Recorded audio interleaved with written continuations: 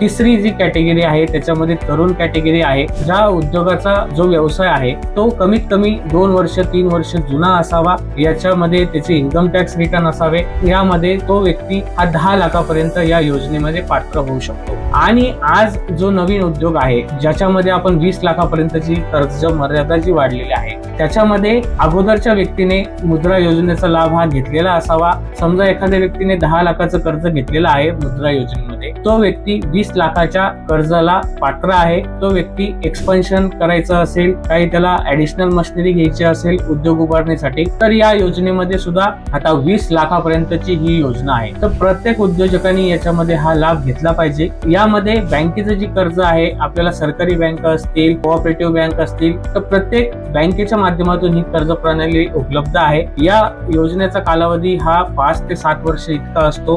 बँकेचा जो व्याजदर आहे तो कमीत कमी 10.5% ते 11% इतका असतो. ही जी योजना आहे मित्रांनो, ही 10 मिनिटांमध्ये तुम्हाला या योजनेचं ऍप्लिकेशन अप्रूव्हल होतं. 10 मिनिटांमध्ये तुम्ही 20 लाखाच्या लोनला पात्रता होऊ शकतात.